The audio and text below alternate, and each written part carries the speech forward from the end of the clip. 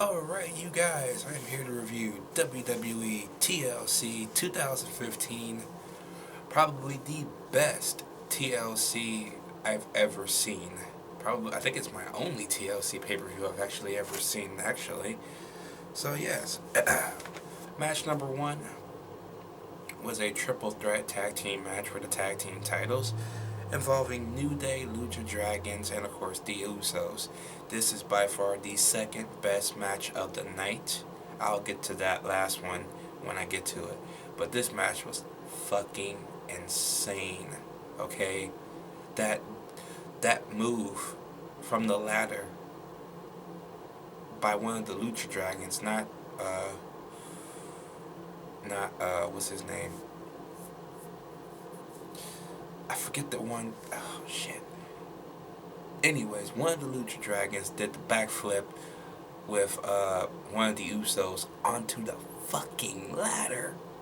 That was fucking insane. I ate that shit up. The crowd ate that shit up. The crowd was into this very well. I wish I could say the same for the rest of the fucking pay-per-view, but at least they were into this one because they gave it their all in that match, and I fucking appreciate the hell out of that match. But of course, the New Day wins. Xavier Woods is still fucking awesome. Still, even plugging his own YouTube channel in the middle of commentary. That was funny. That was fucking funny. Match number two was Rusev versus Ryback. Really didn't give a fuck about this match, really. Rusev gets the win on that one. Rusev is not somebody I actually give a fuck about now with this stupid storyline involving now his actual wife, Lana, pretty much.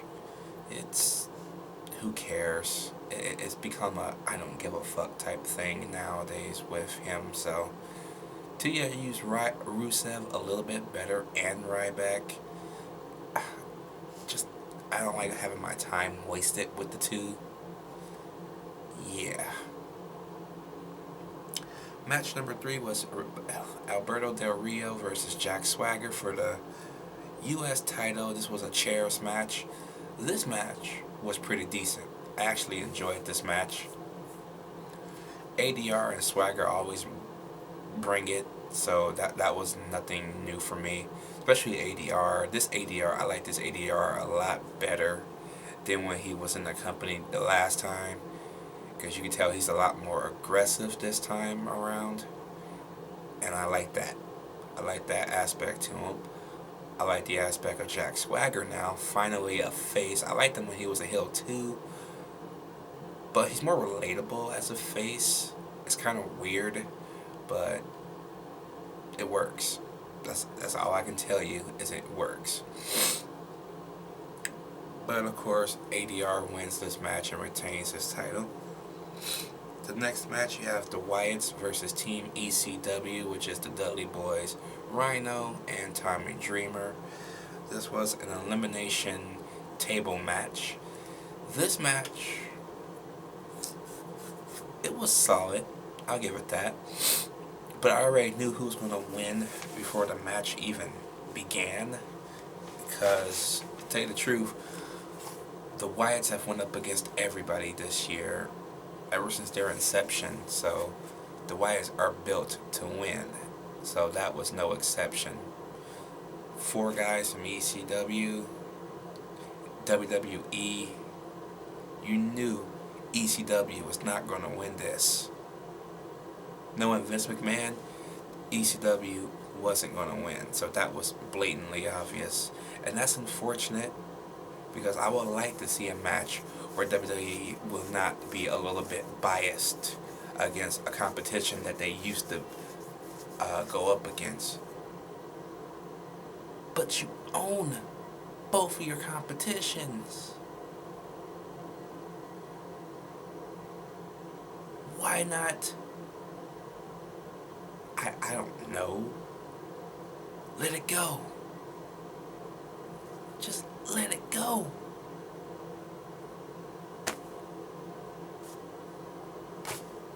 You got nothing to be afraid of anymore. I just don't understand why you do this, Vince. I just don't understand. I don't care about their ages. I don't care that they're old school people. It's a fucking pay-per-view, okay? They're having a good match. You can at least let them go over. What's gonna hurt the Wyatts? The Wyatts put the fucking Brothers of Destruction over. The Wyatts are already gonna be in the Hall of Fame anyways. Was one loss going to hurt? Seriously. Match number 5 was Kevin Owens versus Dean Ambrose for the Intercontinental title. This was another good match, especially Kevin Owens. Kevin Owens on the mic is like slicing butter, okay? He just chops right through anything with his fucking dialogue. He's like Stone Cold and The Rock when they first became talkers and they got on the mic. This motherfucker is skilled, okay? I love this motherfucker on the mic. He can talk for hours, and I'll just be sitting there watching, just eating that shit up because he backs up every fucking thing he says. It's so unbelievably true, especially what he said about sports. I agree 100%. Everybody's all happy and shit that the team won, and they're all celebrating. They didn't do jack shit. I love that shit. That was awesome. Thank you, Owens, for delivering that awesome speech, bringing on these awesome matches at all the fucking time, and then just going out and say, hey, thanks for throwing the popcorn and soda in my face. I eat popcorn and soda every day of my life. Fucking relatable shit, man. Fucking right there. Surprisingly, Dean Ambrose wins and becomes the Intercontinental Championship. It was at this point I went through a little bit of a phase in my head. I'm like, okay, they're setting up Dean Ambrose versus Roman Reigns for the WWE Championship at WrestleMania 32. I was brainstorming that for like 20 minutes. They're setting up this long time rivalry between best friends. But my question, which one would turn heel by that point? You can't have both of them going in to WrestleMania as faces. That just would not work. Somebody would have to turn. It would have to be either Roman Reigns or Seth Rollins. Not Seth Rollins, or Dean Ambrose, sorry. All Dean Ambrose have to do is go to the Royal Rumble and win it. Pretty much. That's the whole thing I was thinking about the last 20 minutes after that match was off. Match number 6 was Paige versus a slowly heel-turning Charlotte. So right now Charlotte is in the tweener stages. She is like halfway off the middle, going on towards the heel side, and I love it. I love the fact that they got her wrestling like her old man. I've been thinking about that since she started. Like, why doesn't she ever wrestle like Ric Flair? But they saving it for the heel turn. Now she's wrestling like her dad. It is fucking crazy, incredible, but crazy, and I love it. I fucking love this. This was a good match. Paige and Charlotte not having a good match, that's like bullshit on the bottom of my shoe, okay? They always gonna have a good match together, and Paige and that makeup, the makeup on Paige so far these last couple of weeks and month has been incredible. Ugh. Paige, oh my god. Calm down. Oh yes, great match. Fucking great match, and I love the way that Ric Flair is always causing a distraction. Such a dirty player move, teaching it to his daughter. That is amazing. Fucking love it. Charlotte wins this match and of course retains her Divas Championship. Last match, the match of the night, Sheamus versus Roman Reigns, TLC, for the WWE World Heavyweight Championship. This was probably the most brutal match I've watched all year. The moment the fucking bell rang. Roman Reigns knocked Sheamus's face off, man. The fucking moment he gave him such a big right hand, his skin turned red. His skin can actually change fucking color. What the fuck? Roman Reigns was pissed the moment that bell rang, because he nearly knocked his fucking head off. That was awesome. I had to rewind that like 3 times. That was such a fucking surprise for me, everybody watching, and probably Sheamus. Sheamus probably didn't even expect that shit. That for Sheamus to bring his A game their whole entire match. Not one of these guys let up. It was insanely good at how fucking awesome this match was. I was just into it, man. I didn't want to do anything else. I just wanted to watch this match. I did not want this match to fucking end. This match just proves how much of a main eventer Roman Reigns is ready for. WWE knows it, and they just fucking proved that with this fucking match. Now, granted, I don't like Sheamus as WWE champion either. I would have rather had them give it to Roman Reigns last month at what was it? Survivor Series. And I already knew, I was just counting the minutes. Roman's going to win tonight. He's going to win. I had a feeling he's going to win tonight. I just had that feeling, like, this is his night. This whole match that I was watching, this is Roman's night. It's time. Finally. Fucking finally. They didn't even grab a ladder to like the tail end of the match. Okay, and if they did, they used it on each other. They really didn't do any climbing. Insane. And then they did another ladder spot, which was awesome. Just fucking awesome. Sheamus was all bloody and red. Well, at least his arm was kind of bloody and red, but his skin was just, his whole left side was all fucking red. It was insane. Sheamus turns red. You can actually turn a tub of mayonnaise red. Wow. Just fucking wow. I don't like Sheamus as champion, but damn it, Sheamus brought it and I loved it. It was just fucking awesome.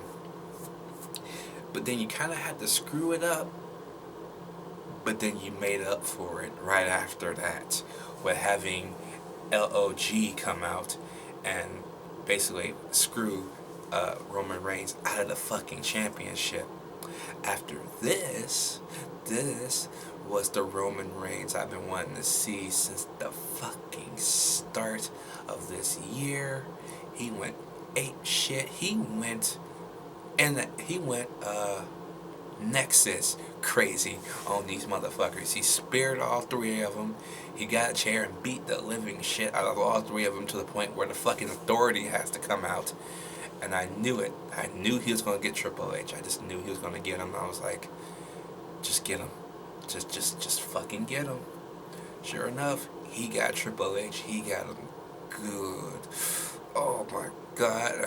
As a fan of Roman Reigns and all the bullshit he had to went through this year, I was just like, you gotta get him. You gotta put a hurting on him. And he put a hurting on Triple H so bad. The moment Roman Reigns' music hit, he always has that split decisions between the crowds. The crowd was dead mostly through the whole fucking match and the rest of the pay-per-view, besides the opening, which I was kind of pissed about.